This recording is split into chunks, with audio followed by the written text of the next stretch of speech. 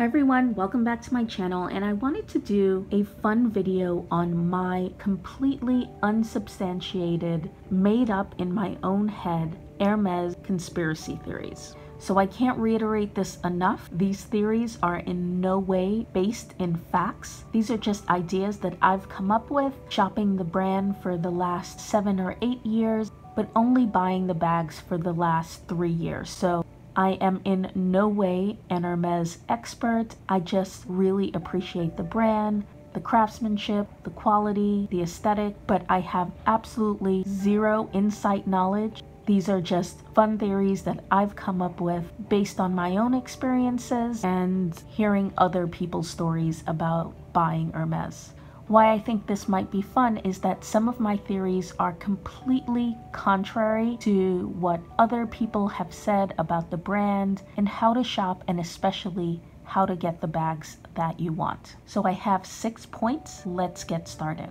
So my first theory, based in zero evidence, is that I actually think that the classic colors like black, gold, eton, taupe may be easier to get than the seasonal colors that some people think are unwearable, and they often think that first-time Birkin and Kelly buyers are offered and have to settle for. So I can't tell you how many videos that I've seen where the person is doing an unboxing or reveal or discussing their wish list, and they want a Birkin or a Kelly in one of the classic colors. And they're basically saying that these are the hardest colors to get, and they may have to go on the pre-loved market to get what they want because these bags are so scarce. I actually think that these are the colors that are usually in stock. So then why do people find them so hard to get? The second part of that theory is that I think that those bags are the ones that are reserved for 2 different kinds of clients. The first are people that essays just like, for whatever reason, they click with. They may spend a lot of money, they may not. And that's why you hear stories like, oh, I went into a store, I hit it off with an essay, I bought one click-clack, and I got offered a black Birkin with gold hardware. And you also hear stories like mine. I really hit it off with my essay, and she offers me the bags that I want. And so far, I've only asked for bags in classic colors, and I've always been able to get them. I haven't had to wait a long time. And the second kind of person bags in classic colors are offered to are people that are not VIPs. They may not rank highly on the likability scale, but they are willing to shell out a boatload of cash. And then somehow a neutral color Birkin or Kelly magically appears when they were previously told there was nothing in stock. So that leads nicely into my next point. It's my personal belief that even if your store has a quota, essays can get around these rules for certain clientele that they like. I absolutely believe everything that I've heard on YouTube about some stores having a 1-to-1 ratio. It's just my belief that all of that can be bypassed with the right essay. And in theory, I think Birkins and Kellys in neutral colors in the regular leathers will always be available for VIPs and VVIPs. I just don't think that those people are interested in those bags. They're into more unique pieces. I don't think those people are really a factor in the availability of the more basic Birkins and Kellys. My next conspiracy theory is that the bigger stores are better. Another thing that I've heard on YouTube is that you have a much better chance of getting the bag that you want at smaller stores, and in the US more suburban stores. And I do think that that may be partly true if you just want a Birkin or a Kelly and you're not that particular about color or leather, then I do think you would have a better chance at a smaller store. But I think, again, if you want one of those classic colors, the bigger stores just have more stock. It's just about clicking with an essay, which was my route, or shelling out serious money, which I don't recommend unless you just want thousands of dollars worth of merchandise from Hermès anyway. Then by all means, you might as well get your Birkin or Kelly offer as a result of that. But I would never encourage people to buy things they don't want in order to get one of these bags. My next conspiracy theory is that I don't think that exotics are as scarce as people make them out to be. At my local Hermès boutique, the only Birkin that I've ever seen on the shelf that was actually available for sale was a croc Birkin. Any other Birkins or Kellys that were displayed were just that, display pieces and not available for sale. I think there are exotics that are extremely limited, like a Himalayan Birkin, but I'm talking about regular exotic leathers, I think may not be as scarce as people think.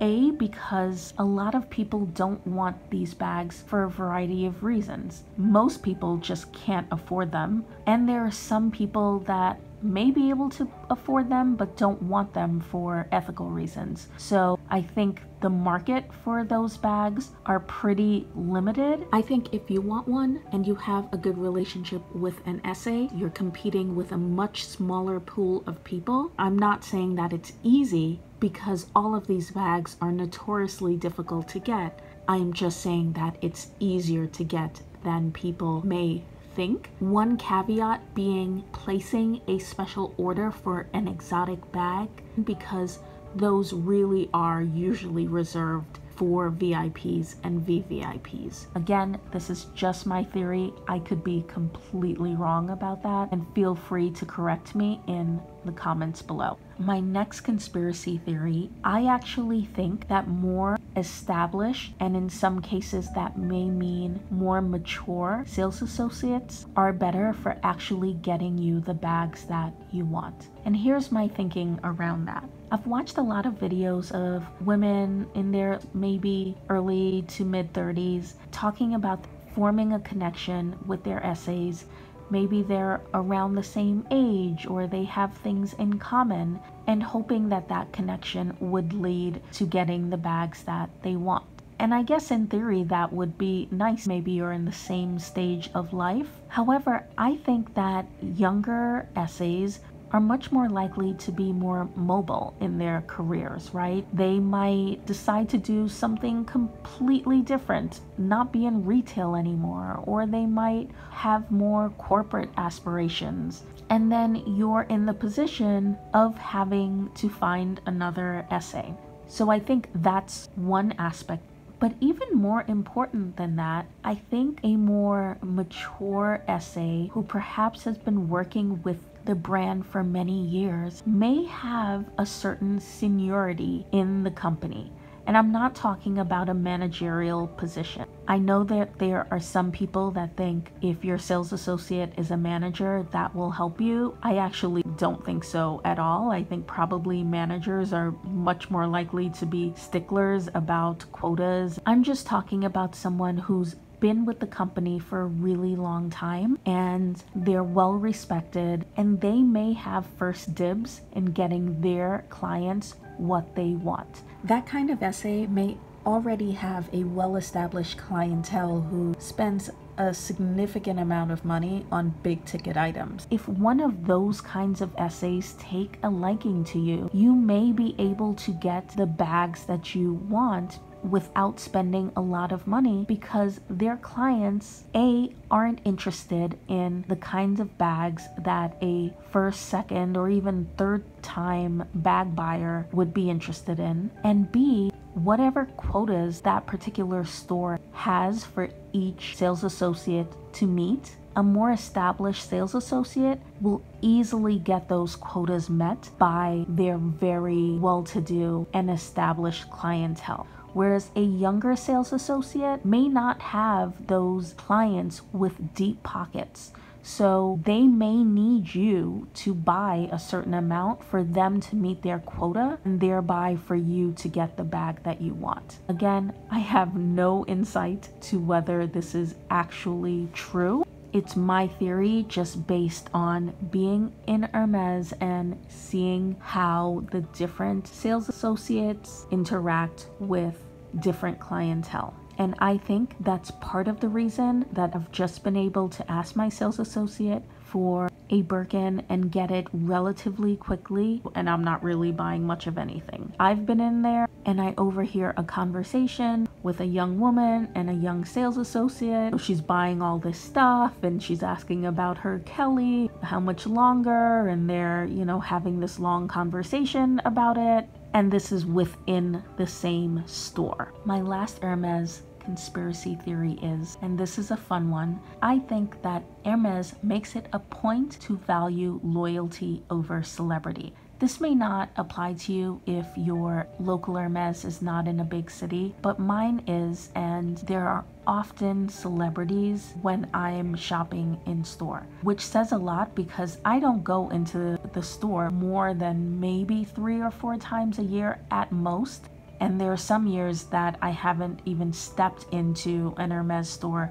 So the fact that I see celebrities in there as much as I do makes me think that they're often in there. I've had several experiences in Louis Vuitton and Chanel when there were celebrities there just browsing, clearly not trying to get any special treatment. And SAs have approached them, offered to take them to a private room or provide special treatment that they're clearly not seeking. And I'm not saying that regular customers don't ever get to go to the VIP rooms, but that's usually something that's arranged with a sales associate beforehand, or it's clear that customer is spending a whole lot of money and then the sales associate rolls out the red carpet. This is so different than how Hermès treats celebrities. So I'll just give you one example. So I once went into Hermès and I was greeted wonderfully by my SA. And out of the corner of my eye, I see a very famous person.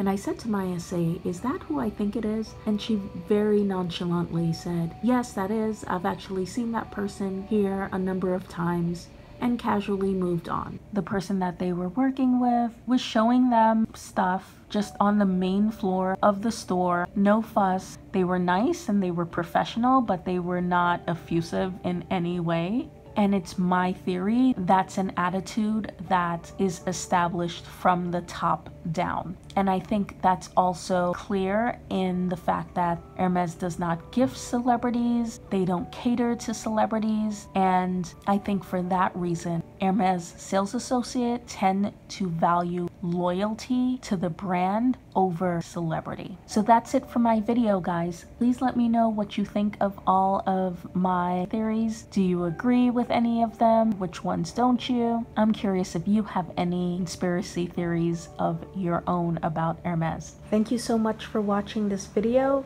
Please subscribe to my channel and I will see you in the next one. Bye-bye.